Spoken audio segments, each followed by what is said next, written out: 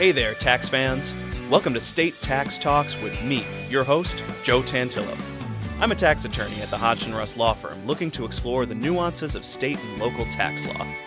Here on the show, our goal is to keep tax informative, simple, and fun. So if you're ready to talk tax, turn up the volume and dive into this episode of State Tax Talks. Ladies and gentlemen, welcome to another episode of State Tax Talks. I am your host, Joe Tantillo, and I am joined here today by my colleagues Tim Noonan and Diana Mathis. Many of you know Tim from our episodes on residency and our interview with Professor Zielinski. Diana is a first-time panelist on the show today. She is a senior audit manager with us at Hodgson Russ and a former auditor with the New York State Department of Taxation, making her an audit resolution specialist and giving her intricate inside knowledge of the workings of the New York Tax Department. Thank you both to Tim and Diana for joining. All right, Joe. Happy to be here. Yep. Today, our topic for discussion are changes of domicile to a foreign country and the somewhat related 548-day rule. But we get asked all the time as tax residency experts, what if I want to move to somewhere outside of the continental United States? Or I guess I should just say outside the United States in general. And it comes up on a frequent basis, and we're always asked, is this more complicated? Is it less complicated? And can I make it happen? And a lot of the times we say, no, you might not be able to. And there's this other rule called the 548-day rule. But what we're going to do today is we're going to break down the complexities of changing your domicile to a foreign country, how to make it happen if you are insistent on doing that. And then we'll also talk about this 548-day rule and this special safe harbor that it has in the New York tax law and how that's much more feasible for a lot of taxpayers looking to avoid taxation as a New York State resident. Before we dive into the foreign domicile changes specifically, I just want to provide a quick recap to our listeners of New York's domicile rules for tax residency. If you want a more detailed discussion of that, go listen to parts 1 and 2 of our special on residency. But generally speaking, New York uses what they call the domicile test to ascertain whether you are a New York State resident for tax purposes. And they're going to look at a series of 5 primary factors to figure out whether it was your intent to be a New York resident or whether it was your intent to be a resident of somewhere else. Looking at things like your home, your time, where your stuff is, where your family is, and whether you have active business connections. And all of that gets much more complex when you look at it in detail. But as a high-level overview and a reminder for the listeners, that's the context that we're looking at here. Today, we're looking at specifically foreign changes of domicile. And, we hear it all the time. Just got a new job offer. I'm going to move to Dubai for 3 years or 5 years, et cetera. How can I make that happen? And, Tim, when we're having these conversations with people, we always kind of have this little bit of hesitation of like, okay, the foreign domicile change is going to be a little bit more difficult. And at the outset, why is that? Well, probably 2 reasons, Joe. First, as you said, in this example, someone's getting a job to, move to a foreign country for 3 or 5 years or something like that. So right off the bat, when you think about the domicile test, it requires that someone is moving to a new state, or in this case, a foreign country, permanently. Like not for 3 years, not for 5 years, like a permanent move. We often talk about this as leaving and landing. You got to, in order to break your residency with New York, you have to leave New York with the intention of not coming back. But you also have to land in your new place with the intention of living there, if not permanently, at least indefinitely. So if you got someone going over to a foreign country, they got a job, 3-year contract, right off the bat, there's an issue about permanence. Is that going to be a permanent thing or is this just temporary? I mean, the other issue is, moving to a foreign country is different than moving to Florida. There's immigration issues, right? Can you be in that foreign country legally for more than a certain amount of time? There's tax issues. Do you have to pay taxes in that foreign country? Like you move to Florida, you don't have to file a Florida tax return because they don't have an income tax, right? That's easy. But you move to London, well, what are you doing there tax-wise? Are you becoming a tax resident of London? That could be really bad. There could be very, bad international tax consequences to that. So those 2 considerations, A, whether it's a permanent move, and just B, there's additional sort of just baggage when you're doing a foreign country move that make it tougher. And I believe there are some extra factors that are even looked at in addition to kind of those 5 primary factors. There tend to be things that auditors are saying, okay, well, in the foreign context, we've got to look at a little bit more than what we typically do. Yeah, and some of those are what I just talked about. So they're going to look at your immigration status. That's a big one. They're going to look at how you pay taxes in the foreign country. And then they look at two other things. One, do you maintain a place still in New York, and are you coming back to that place a lot? So they sort of look at the retention of your place and that time issue. And that, so that's one factor they look at, although they look at that in a regular domicile case too. And they look at the fourth one is continued business ties, if you can continue to maintain business ties. So again, those last two factors are similar to the normal domicile factors, but they just give greater scrutiny to the foreign country move. So I want to talk about it in the context specifically of someone who is really dead set on making this move. And as we've talked about on this show before, and as we talk about all the time, if you're selling your place and you're getting a new job and you're moving your whole family, then you probably have more of a clear-cut move where you don't need the type of sophisticated tax planning advice that we're giving. But let's assume that, this is in the context of someone who's maybe going to keep a place here and they're not sure if they're going to purchase abroad or they have some complex business ties. So my first question, and the question again that we hear, do I need to buy a place in the foreign country? Like, is that rent versus own difference that we get, in a New York to Florida move that sometimes auditors look at with skepticism? Is there more emphasis placed on that in a change of domicile to a foreign country? I would say there's sort of more emphasis on everything. The tax department will take the position, which is more or less supported by a couple of court cases, that the bar is just a little higher. So in this residency space, you're not going to have any black and white answers. I can't sort of answer that question with a black and white yes or no. But if you're only renting in the foreign country, it's going to play into the narrative that you're just there temporarily, right? If you buy a place, well, man, now it looks like, you're making a more permanent move. So I don't know there's a black and white answer there, but it certainly sure is like better to buy a place. It sort of implies it's more of a permanent thing. Yeah, and my guess would be, just based on those comments and what we've seen, that, again, take any of the 5 primary factors, like the time factor, for example. We often tell people 2-to-1 ratio. That probably becomes even a little stricter, right, with a foreign move. Certainly not 6 months and a day, which, again, if you're listening to this podcast, I hope you know by now, huge misconception, not 6 months and a day to change your tax residency. What about in the context of someone who, I'm thinking about remote work. Like, we've got a lot more remote work now, and maybe these are some of the people that are making these foreign changes of domicile. Certainly, we see it in the context of people moving to Florida, New Hampshire, Texas. The remote work freedom allows them to move abroad. Do you think in that context that maybe it's more plausible to make one of these moves if they're willing to, go the distance on buying a place, doing the time? Certainly if they move their kids over there and put them in school, that's going to help. But the ties to a U.S.-based business, is that going to hold people back if they're just trying to do this on a, I'm working remotely basis? It might. Like, one of the 4 extra domicile factors, Joe, that you asked about is retention of New York business ties. So if you're still connected to your New York business, but you're working remotely, that's going to be a problem. I mean, ultimately, if this is a move that's on a long-term basis, and you get your kids over there, you get more permanent immigration status, then the mere fact that you're remotely working for a New York company isn't going to kill you. But at the outset, particularly in the first couple of years of the move, they're going to question that. Say, wait a second, you're saying you moved permanently, but you still have this connection to this company. You still kept your place in New York. You still seem to be coming back in New York. I mean, the retention of that business tie is going to be a problem. Diana, you've seen it from the inside of the tax department. What's your take on why there's such a high level of skepticism of foreign moves? Well, I think mostly because a lot of it is temporary, right? I mean, we see a lot of, like you said earlier, I got a job offer, I'm going to go to London for 3 years. Well, that's temporary, right? And then a lot of people say, right, but I actually signed another contract, so I'm going to stay for another 3 years. But when the auditor is doing the audit in, say, year 2 or maybe even year 3, they don't have the luxury of knowing about the second contract. But again, it's all temporary. So it's just, like Tim said, the bar is just much higher to prove a foreign domicile change. And I think, again, just for our listeners, before we kind of pivot here to the 548-day rule, a big risk with these foreign changes, if not done successfully, is the double taxation risk.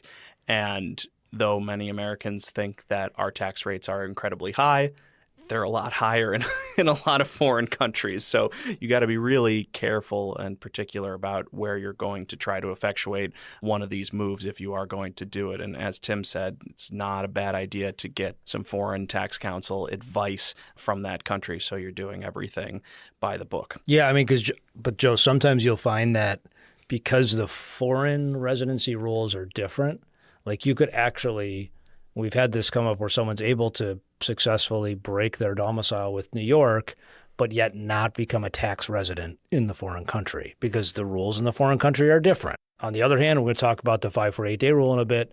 You could still be domiciled in New York, but you better be careful because if you spend too much time in a foreign country, you might trip up that foreign country's residency rule. So it is a thicket. It's not just double taxation you certainly have to worry about. Again, sometimes there's a needle you can thread where you break your residency with New York, but you don't yet have to pay all the taxes in the foreign country. Very interesting. And this is, as always, for the listeners, this is not certainly us telling you, like, don't move to a foreign country. If you need to do this and you need to make this move happen, consult someone with a level of expertise in this area so that they can give you the proper advice. But it's just to advise you that, like, it can be quite difficult. And we often have this conversation and this exact same flow with people. They call us, they want to move to a foreign country, and it starts with changing my domicile to a foreign place, and it leads directly into the 548-day rule, which is going to make up the bulk of our conversation here, because the 548-day rule exists as a safe harbor within the actual New York domicile law and is essentially a protective guard over being a New York tax resident. So let's dive into that. Diana, you want to tell us the basics of the 548-day rule? So, Joe, as you said, the 548-day rule is really a safe harbor for someone who's domiciled in New York but can meet these certain criteria. So the first test is in a 548-day period, which is basically 18 months, you have to be the taxpayer, the primary taxpayer has to be present in a foreign country for at least 450 days. They cannot spend more than 90 days in New York during that same 548-day period, and that applies to the taxpayer, their spouse, and any minor children under 18 years of age. And then the third part of the test is called the short period test, which is admittedly the most difficult, complicated part of the test and the one that most taxpayers fail. That's basically a ratio of in a short period, which means basically not the full calendar year, that other kind of 6 months or maybe a smaller, shorter period of time, you have to spend less than that number divided by 548 times 90. It's almost impossible to actually enunciate what that is without an example. So if the 548-day period is July 1st, 2023. It's technically July 2nd, 2023 to December 31st, 2024. Got it. So that's 18 months. Yep. That's 548 days. So you have that as your period. So the short period would say that short period is just the last 6 months of 2023. That short period, because it's not less than a calendar year. Right. And that would be 183 days in that period. Divide that by 548 times 90, and it equals 30.05. That's easy. See, what was it so hard? Yeah. It almost works out actually to like 5 days a month, doesn't it? Approximately 5 days a month, so yes. During any short period, 5 days a month. So that test is sometimes difficult to apply because you could have 2 short periods. If you leave in October of 2023, then your 548-day period runs till February 2025. So you have 2 short periods. So that's, as Dinah said, that's the one where it can get super funky and difficult to sort of understand. Yeah, I've noticed in the audits of 548-day taxpayers that I've seen, it's the short period that often, especially if they didn't get advice beforehand, it's the short period that often trips people up and that they just either didn't know about or didn't properly calculate out exactly how much time they had in that window. But even beyond that, just understanding that this is, there's 3 elements here, all 3 of which need to be met, and the violation of any single one of them is going to disrupt the entire 548-day period. But Joe, the beauty of it is that unlike the foreign domicile rules, which are, there's a whole set of rules out there, and there's regular domicile factors and foreign domicile factors. Ultimately, it's a bit of a judgment call. Mm-hmm. Oh, did you meet this factor? What are you asking this question? Do you need to buy a house? And I'm like, I don't know. Maybe it's not black and white. Right? Is it permanent? I don't know. Maybe they were, all of those questions will kind of muck up a potential foreign domicile change. The 548-day rule, it's black and white. Yep. You meet the 3 tests. They're a little funky. They can be hard to explain and, hard to apply, but There are 3 tests. You meet those 3 tests, you win. During that 18-month period, you win. So we found it's a great safe harbor, and we found it to be super helpful for someone, not just the guy who gets a job overseas and is going there for 3 or 5 years. It's great for that. But if someone just has a large transaction, maybe they weren't even thinking about going to a foreign country, but they have a large transaction and they're thinking, oh, I guess I'll go to Florida, but I only want to be there for 2 years because I hate Florida. Who wants to be in Florida? But that's not a permanent change. Okay, why don't you go to Toronto? Or the Bahamas, even better, right? Aruba? Yeah, Yep. or where all 3. Yeah. You know what I mean? Like you could do it all. Take a trip around the world. You can meet the 548-day rule, and the audit, should last 10 minutes. I'm joking; it'll last longer. We'll bill you for more than 10 minutes, but it's a simpler audit because you just got to meet the day count test.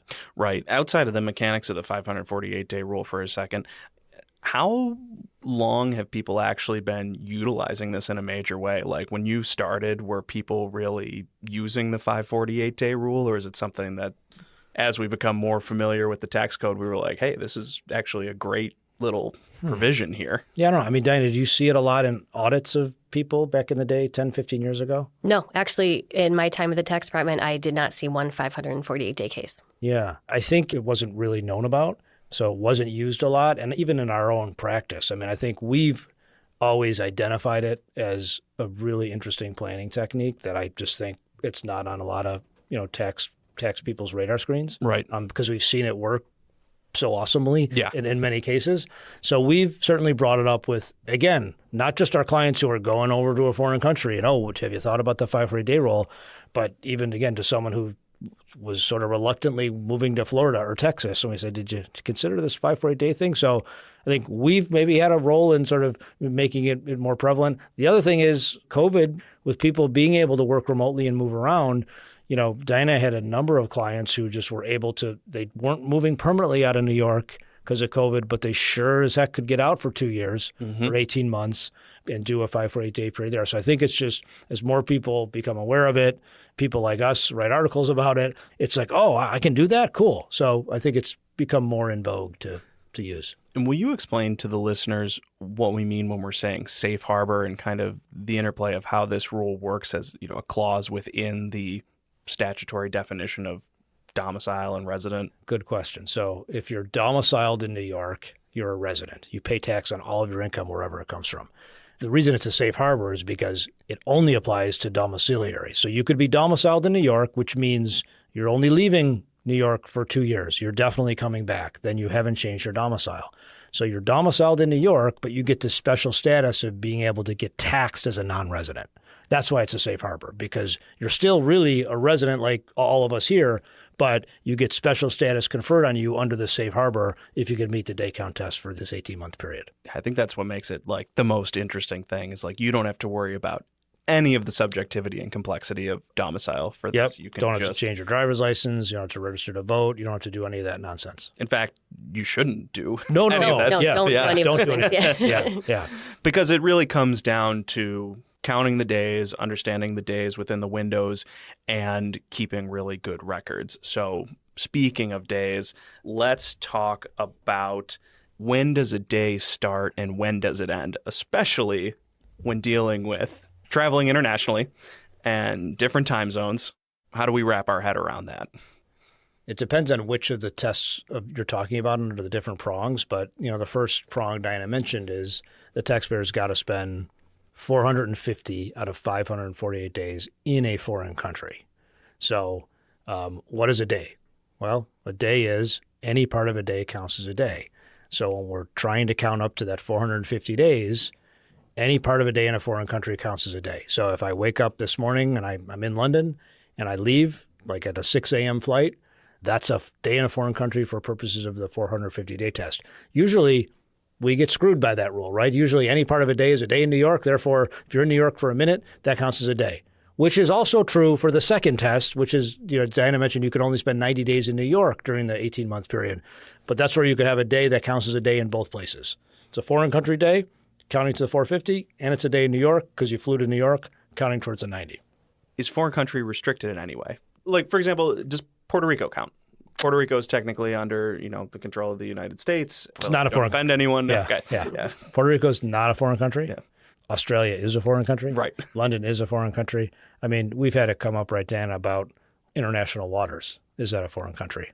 And I think the answer is no. Yeah, it's probably no, because the rule isn't outside the U.S., it's in a foreign country. Honestly, we've never really had that come up because, you're in international waters. You mean I'm not actually in a foreign country? You know what else isn't a foreign country? Like Antarctica technically isn't a foreign country. So does it have to be like UN recognized states or, I mean, I don't know. I think that for we've all ever intents dealt and with purposes, it. if you're outside of the U.S., it counts towards the 450. Like in practice, that's what we found. I wouldn't want to have a case maybe that leaned on, I was in Antarctica for 450 days. Does that count? I mean, I'm sure I'd win that case, but usually outside the U.S. is going to be good enough when we're dealing with a foreign country. Going back to the days, are there exceptions to, kind of that basic rule of any part of a day counts as a day? Yeah, so it would be the same exceptions as we use for statutory residency purposes, which would be travel. So if you're traveling through New York, say, for example, you flew from London, landed at JFK, but you were just heading to Pennsylvania. As long as you just land at JFK, drive right through and land in Pennsylvania, that's not a New York day. So if you had, a medical episode, you ended up in the hospital as an inpatient in a hospital, that also wouldn't count.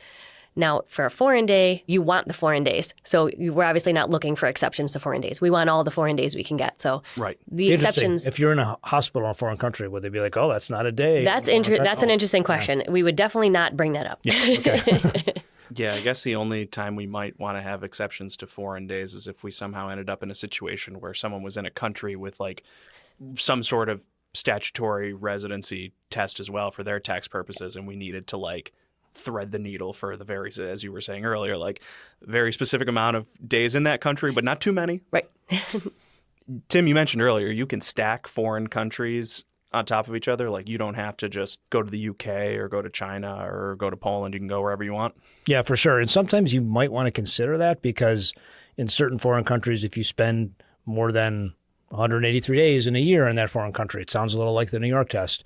You could be a resident of that foreign country for their own tax purposes, and then you get into sort of an international tax thicket. So look, I mean, our advice, we're not international tax advisors. So if we got someone doing this in France, well, we're going to get a French tax advisor to help us to make sure we don't screw things up there. Someone going to Canada, same thing. So we got to be mindful of that.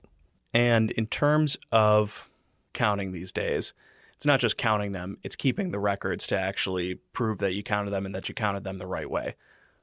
How do we keep good records? And I know there's a lot of ways, but let's make it a big, broad question for now and then drill in. And Diana, because you have spent so much time going through these records, I'll turn it to you to talk about record keeping.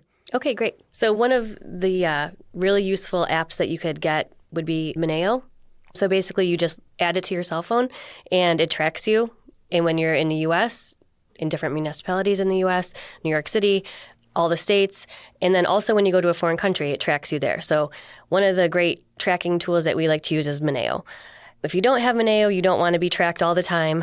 The next best thing we like to use is flight records. And that would be your frequent flyer records or boarding passes. We don't really love to see reservations or, confirmation emails because that's not really concrete. But if that's all you had, we could use it. The frequent flyer records are great because they actually show when you left and when you landed. We can use tools to actually go online and find historical flight information because sometimes we need you in a foreign country. So we want to know if you landed at 11 o'clock p.m. versus, landing at 1 a.m., which wouldn't count. Then we would go to things like credit card records, passports, cell phone records, because the tax department is going to want to know. So they see that you flew over to London, but did you stay in London? And, so they would want to see, it's not necessarily as specific as maybe New York State statutory residency day counts, but they want to see that you're in London. So a credit card, if you made charges every few days, that would be pretty helpful. And Diana, we use cell phones a ton, particularly in our domestic audits. Someone moving to Florida or someone who lives in Connecticut and is coming to the city. Is a cell phone sort of data system any different for people in foreign countries, like different carriers? Like, how does that shake out? The two carriers that we mainly use are Verizon and AT&T. We have some trouble getting cell phone records from some of the other companies, but with Verizon, actually, it's very helpful. As long as you have an international plan, it will show if you're in a foreign country. But The problem with Verizon is it only shows phone calls. So if you're someone who doesn't make a lot of phone calls, then we don't get a lot of records. AT&T is great. We can get records going back pretty far, and we get voice, text message, and SMS. No content in any of those, just your location and the time. So we do get domestic and international records. So AT&T is very helpful. So when I lived in the UK, I would pop out my SIM card, and I had a different provider over there called 3. What do we say to those people who are dealing with foreign cell phone service providers? Can we get those records?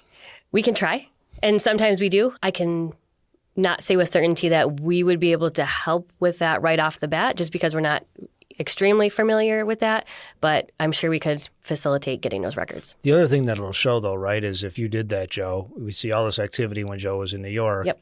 and then we'd have a flight, and then nothing for 2 weeks, and then we'd have a flight again coming back to the U.S., and your cell phone would start showing activity again. So change it right on the plane so that it would be active when I landed. So it might look a little goofy, but it sort of by implication, we could say, obviously Joe was in London because his cell phone wasn't pinging anywhere for 2 weeks.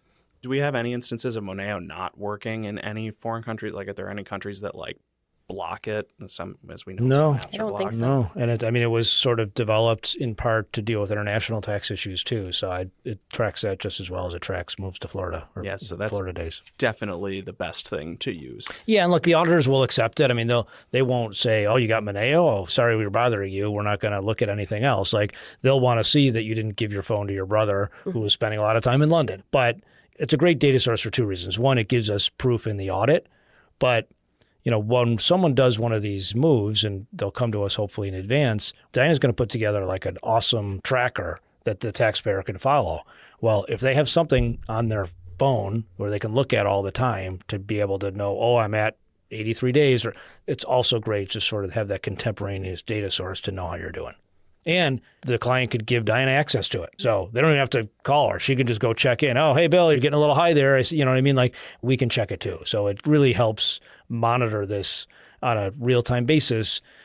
Given the complexity in some of these day count tests, they're black and white, but they're complex. It's good to know while you're in the middle of the period how you're doing, and having that real-time reporting is awesome. Yeah, and ultimately the thing that's going to be contested by auditors in a lot of these 548-day audits are the days, and it's going to be a question of disputed days. So the better the documentary proof that we have on our end for the taxpayer, the more likely the rate of success, again, because it's black and white. So if you can trust your records and you know that you met the days, you're going to be in good shape. Yep. Another question on, the first prong, but more the 548-day rule in general. I know the answer, but auditors don't always know the answer. Can you stack 548-day periods? Yeah, you can. Not only, Joe, can you stack them, you can overlap them, right? So you can have one period that's July 2nd, 2023 till December 31st, 2024. And then you could have a second period that starts January 1st, 2024 and runs to July 1st, 2025. And you might sometimes need to do that. For instance, you'd want to do that if you came back to New York every summer and you spent a month or so in New York every summer. You wouldn't want to have a period that included 2 summers, right? So you'd want to have one period that starts in July, the next period. So you could overlap periods too, but you can stack as many as you want. Like you can go forever, and you can move it. We've had audits where the taxpayer says, oh, well, my period was July 2nd, 2019 till December 31st, 2020. And the auditor looks at the audit and be like, hey man, your guy didn't meet the test. Oh, okay. Well, we're going to move it 3 days back. And guess what? We met it. You know what I mean? So you're able to move it around like that too. And if you find any 548-day period where you can meet the test, you're good. So you don't need to be married to a specific period. Let's talk about the second prong in the 90 days in New York, or no more than 90 days in New York, I should say. And more specifically, I know a lot of people are concerned when they do the 548-day rule about the impact on their spouse and their kids if those people are not also moving to the foreign country. How does the spouse's time and the kids' time, and when I say kids, I mean under 18, how does that impact? Is it aggregated? Are they each on their own individual test? Do they need to be keeping records as strict as the primary taxpayer? How's that function for this test? Yeah. So for the spouse, it's a legal spouse. So if you have someone say that they're separated but not legally separated, unfortunately, they still count. So say that you have a taxpayer who has a wife and 2 minor children. The only limitation on the wife and minor children is the 90-day limitation. So what that means is if they wanted to go to Florida for the whole period, they can, as long as they're just not in New York for more than 90 days. So we've had that where, the husband was in the UK, spent a lot of time in the UK, and the wife just really liked Florida and she wanted to stay in Florida, and that was fine. So we just, you keep track of everyone separately.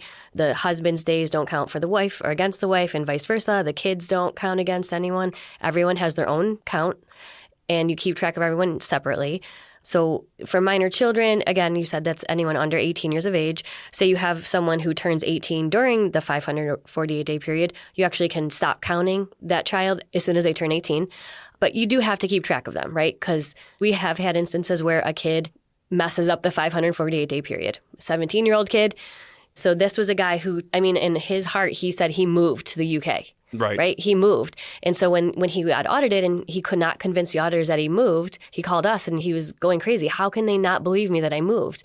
And we said, well, it's tough. So let's look at the 548-day period. And unfortunately for him, we couldn't get him covered for the whole period, but we could get him covered for a portion of it. And unfortunately, the time that he failed was because his kid, who was a soccer phenom, was 17 years old, trying to get recruited. He came to a soccer camp in New York for a couple of weeks. So you got to be paying attention to that. The irony of losing on that because your kid, who's a soccer phenom, was doing it in the United States and not like abroad. Yeah, why are you going to? Right, why are you here? The other interesting thing, Joe, that comes up with minor children is what if you have a minor child who's living with an ex-spouse in New York? So you're doing a 548-day rule, but your child is in New York with your ex-spouse. Your ex-spouse has primary custody, but you have visitation. That's a problem. We've had that come up. We actually got a ruling about a decade ago, and the tax department, it was actually a positive ruling for the taxpayer. The tax department says, okay, well, we're not going to count every single day against you or against your kid as a New York day, even if your kid's in New York all the time. We're only going to count days where you have legal visitation. So it was a good result. So we actually could modify the custody agreement to be like, all right, I only have visitation of Junior on the days when I'm in New York. Well, and I'm not going to be in New York for more than 90 days, so we're good. So that's the way you sort of solve that. But you got to be super careful with the minor child test in a situation like that. So let's talk about some of the tips and general guidance for if this gets audited. What's something to keep in mind as you're going through this plan, just with the potential of being audited out there? The potential is really high. Like if you have significant income, and we'd say that's income in the millions at this point, and you're claiming a move, whether it's a foreign domicile change, whether it's 548-day, you just expect you're going to get audited. Again, if you're doing the 548-day, the nice part about the audit is so long as you have good records, that audit should be pretty smooth. It shouldn't involve a lot of the difficult discretionary issues that could come up in a domicile case. You're able to meet the day count test, you're fine. So I think you should expect an audit if you're undergoing one of these moves. Are there ever instances where auditors say they won't accept certain records, or that certain records have less, evidential value than other records? Maybe, if you have a credit card, say, for example, you have a Chase credit card, and you have a card, your spouse has a card, and maybe your, 16-year-old daughter has a card. When we get the credit card records from Chase, they don't differentiate between the users, between the card holders. And so we might get a statement that has charges in the UK, charges in New York, and there's charges all over the place, and you can't tell who is who. We would say, of course, that's the husband in the UK. And of course, that's not him in New York. Well, we do have to prove that. So we'd want to have multiple layers of records. We definitely can't just use something like that. What about passport stamps? Have we had problems with those? I don't think so. The only problem with passport stamps is that sometimes they're just not very clear. They're really hard to read because we get a passport and it's got 90 stamps on it and 50 of them are on the same page for whatever reason. They're hard to see. Got it. And also in some countries you don't have to stamp. Right. So it becomes confusing there. Or you stamp on the way in and not on the way out, or vice versa. So it's hard to tell when you arrived and when you left. Also, as we were talking about timing, say, for example, you have someone who's in New York and they're going to leave and go to London. Well, if they leave New York on a 7 p.m. flight out of JFK, they don't get to the UK till tomorrow, right? So you leave New York today, but you don't arrive in the foreign country till tomorrow. And that's usually fine. On the way back, though, a lot of times you can leave at 7 in the morning from the UK and land at JFK today, the same day. So it's a day in both places.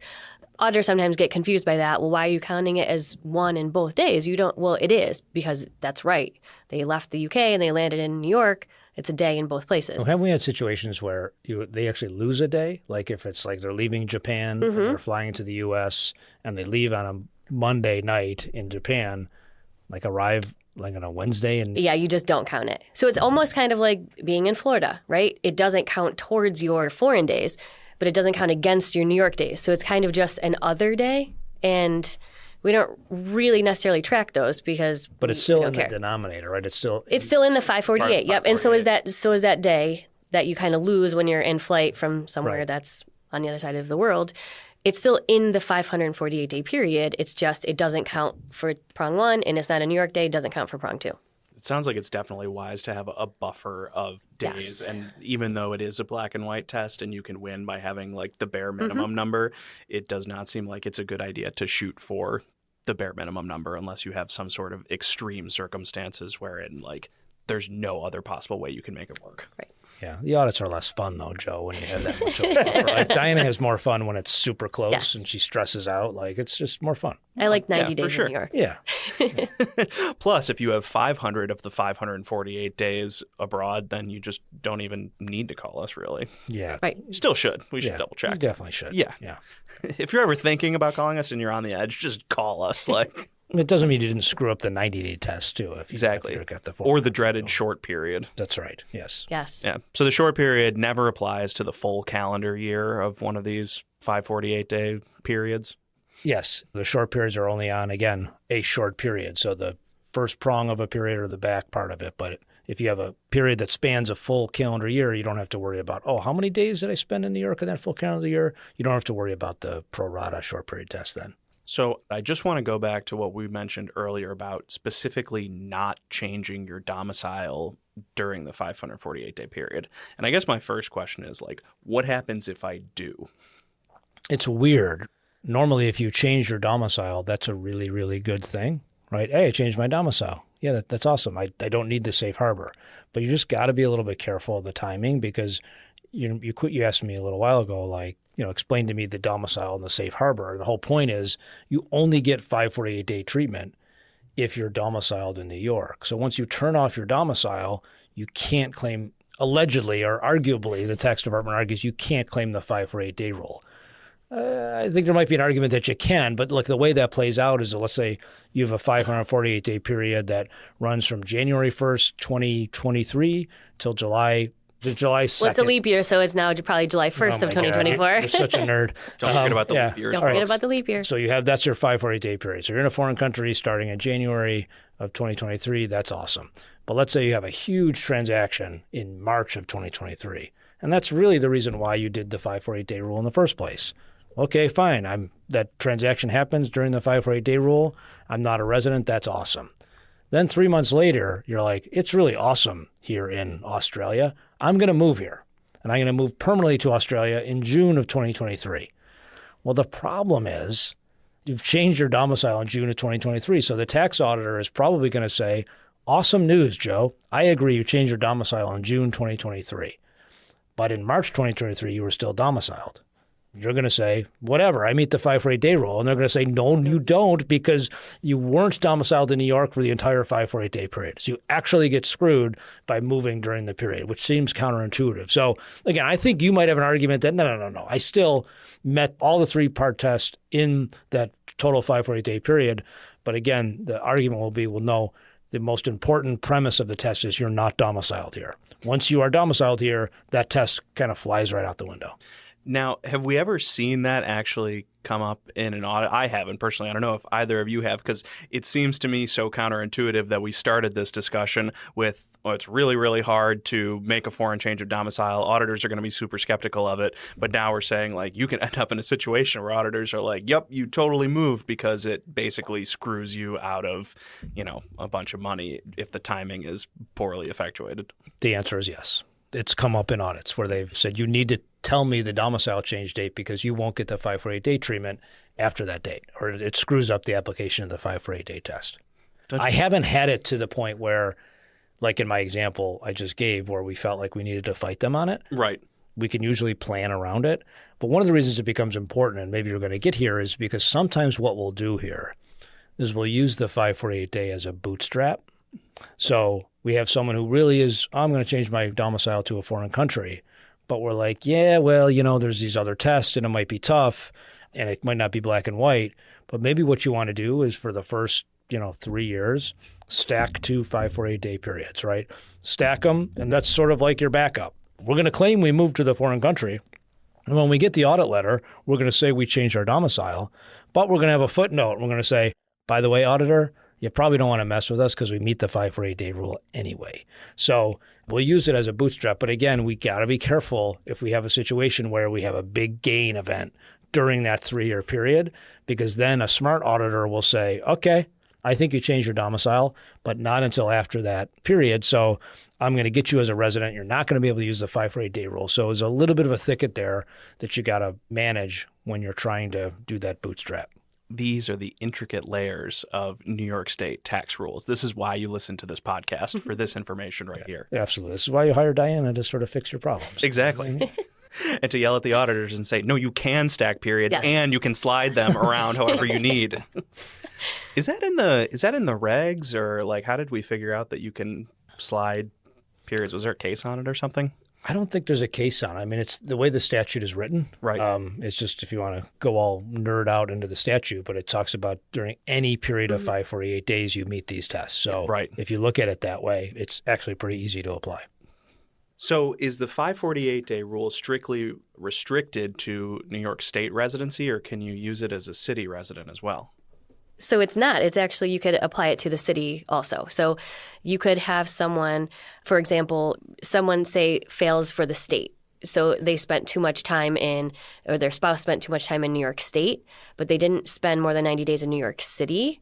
So we could say, hey, this guy qualified for a 548-day for New York City purposes. Because it's a safe harbor for city domiciliaries as well. Correct. Right. So if you start as a city domiciliary and you could meet the 90-day test for the city, you meet the city even if you failed it for the state. Right. Oh, and that could be huge potentially. I mean, if you've got a big enough gain event or big enough income. Yeah, you're saving the 4% city tax. Yeah. Are there other states that have a 548-day rule or a similar rule? That's a good question. Only a few.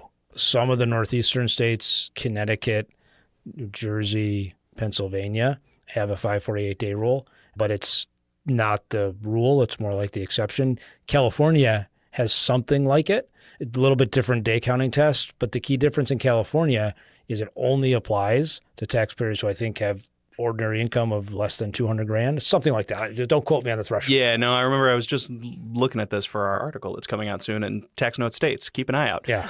Or it'll probably be out by the time this episode drops. But yeah, I remember that's like a little bit more restricted and not as like, oh, you can just do this if you're any old taxpayer. I mean, yeah, I just, that might have been the intent of the rule in the first place, to really give a safe harbor benefit to Joe taxpayer who was just going overseas for a few years for their job at Deutsche Bank, and they were going to come back. They weren't changing their domicile, but I don't even know what the policy behind it was in the first place. It feels like it would be really useful for people in the military. Like when Maybe so. When I read it the first time, I was like, oh, this has got to be like most. You're probably right. Yeah. Military. Yeah. But again, California restricts us to a certain income level. So if New York did that, we wouldn't need a podcast to talk about the 540-day rule because no one would care. Right. Yeah. No one would do it. Yeah. We're starting to head towards the conclusion of our discussion, but I would be remiss if I didn't mention that there is actually a second safe harbor provision in the New York tax law, which is the 30-day rule. Tim, can you speak to the 30-day rule just a little bit for our listeners? Yeah, same sort of idea. It only applies to domiciliaries, so you got to be domiciled in New York, but it's a special safe harbor. This is always something on the table I want to talk about folks who are doing a foreign domicile change, heck, doing a Florida change, or flirting with the 548-day rule is this other safe harbor. It also, like the 548-day rule, has the beauty of being very simple. It's a 3-part test. 3 tests are you can't have living quarters in New York, right? So that's a big thing. Most of our 548-day rule, you can have 7 houses in New York. It doesn't matter. If you change your domicile to Florida, you can keep a place in New York. But for the 30-day rule, you can't have a place in New York.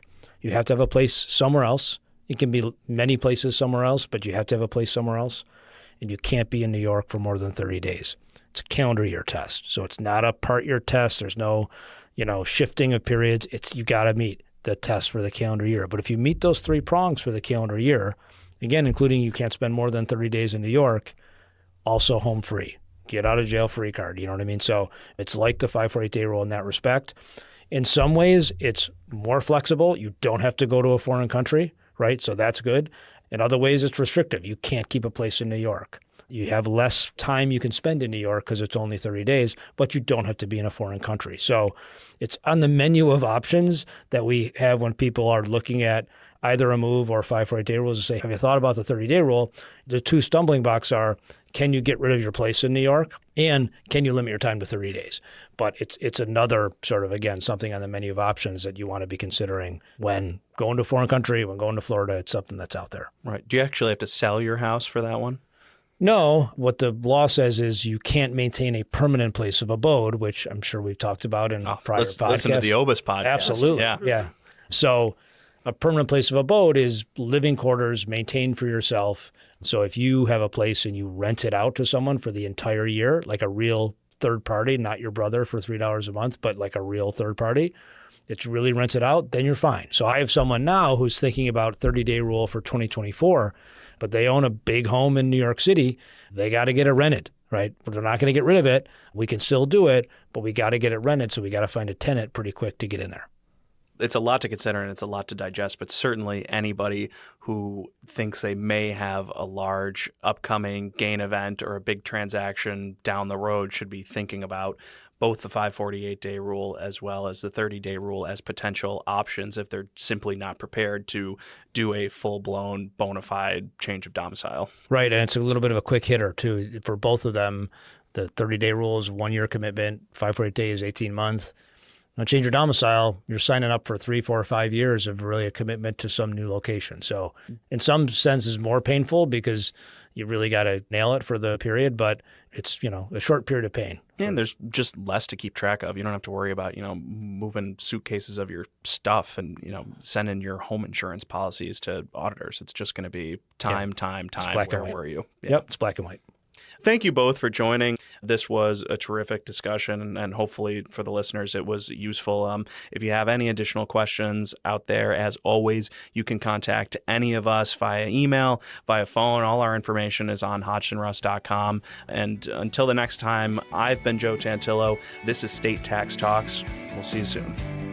Hey there, folks. Thanks for joining us for another episode of State Tax Talks. If you're interested in listening to more episodes, we're available on all platforms where podcasts can be found, including YouTube. And if you're in need of a tax professional, you can contact the tax attorneys at Hodgson Russ. Go to www.hodgsonruss.com for more information. And until next time, I'm Joe Tantillo, and this is State Tax Talks. Catch you later, tax fans.